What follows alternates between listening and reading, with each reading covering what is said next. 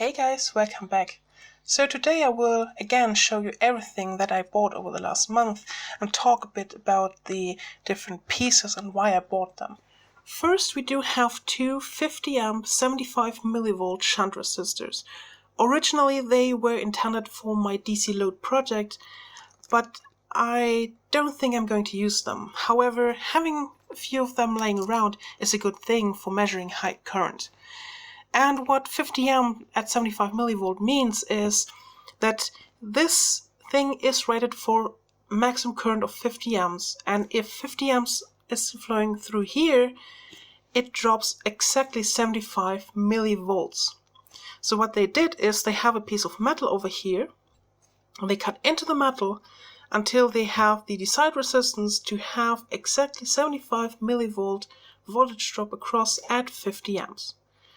Which means if I now apply 10 amps with my bench power supply, I should get a voltage drop across of exactly 15 millivolts. Because 50 amps, 75 divided by 5, 75 divided by 5 is 15. So if I now apply 10 amps and I'm measuring the voltage across, this should be 15 millivolts, which it is. Yeah, that's the last digit. It's my multimeter, which isn't precise enough. This can be useful not only for DC load project, but whenever you try to measure high currents. Next, we do have 10 100 kilo ohm potentiometers. And the reason I bought them was in my project, my bench power supply project, the last one I did, I had a problem that I only got 10K potentiometers whose resistance was still too high. So I installed a resistor in parallel to the outer two pins to get the resistance down, and it worked pretty good. So I decided, because you don't always need 10K or lower, to buy 100 kilo ohm potentiometers. And in the event I need something with lower resistance, but still above 10K, I can just again install a resistor in parallel to get the resistance into the desired resistance range.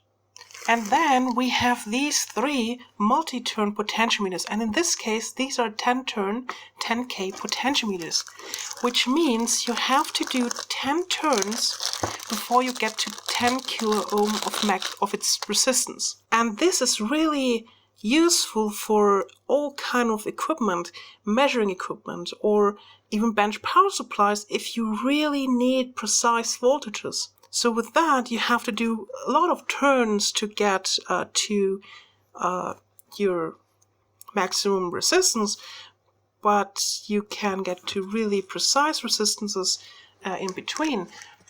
Okay, that was a bit weird. This was a weird explanation, but let me show you this. And we can compare it to a 100 kilo ohm potentiometer. I think this is the best thing to do. So now this is not a fair comparison. This is a 10K, this is 100K, but I think you will get the idea. Now when I turn on my multimeter and I bring it in, and I'm now connecting two of the pins of the 100 kilo ohm potentiometer. Now this is all the way to the right side, so it has almost no resistance. If I now turn up a bit with 1 ohm, suddenly 136, and we are at almost 10 kilo ohm. A bit further, we are at 2 kilo ohm, all the way to the other side to almost 100 kilo ohm. So it's really difficult to hit. Let's say I want to hit let's say in this case 10 kilo. So I go up, overshoot, go back down, overshoot. So it's really hard to get to 10 kilo. And this is what is the problem if you, for example, install one of these normal potentiometers to a DC to DC converter. It's really hard to hit a specific voltage. Now with a multi-turn potentiometer, if we now try to connect them, we measure resistance, Oh, that's wrong. What am I doing? So we have 2.7 kilo ohms. Let's say I want precisely 5 kilo ohms. I just have to turn the wrong way. And almost there, almost there, almost there. Overshoot. Back down, back down, back down. And you see I turn much more, but the change is way less. So I can really precisely hit the desired resistance, which in the end results in a better precision when getting to a certain voltage or primarily these are meant for DC to DC converters when I need a precise voltage. And I think I will install one of these in my DC load project to get the precise current that I want. Next up, we have 3 packages of these switches. These are nothing special, these are DC switches. They have 3 pins, 2 positions. If you have the switch in the right position, the middle pin and the right pin is connected. If you have it in left position, middle pin and left pin is connected. These are nothing special, these are standard switches, but I didn't have enough because I wanted to make a resistance reference.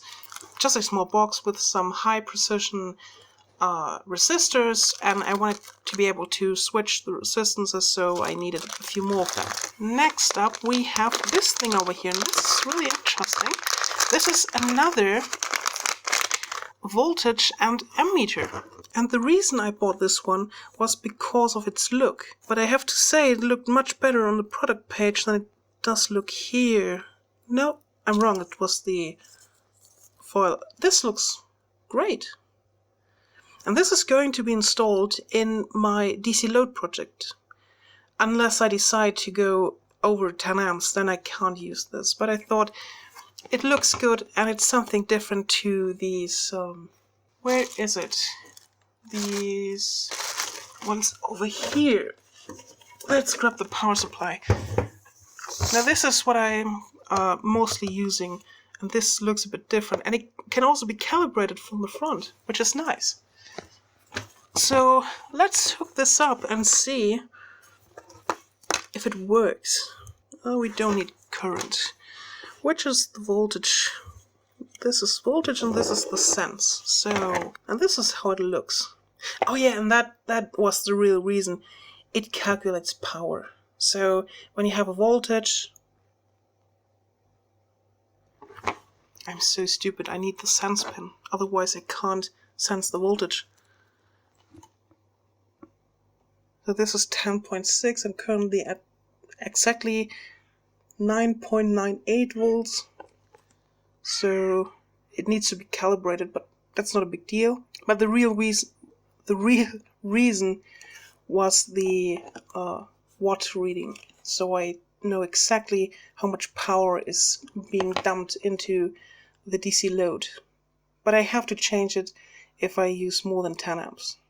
Next up, we have a whole bunch of different 1S BMS. A BMS is a battery management system, and 1S means that these are meant for 1S lipo batteries, which means you have only one in series, so a single cell. But you can have as many in parallel as you like, but the output current is limited by the module itself. For example, this 1S BMS over here has a maximum output current of 4 amps.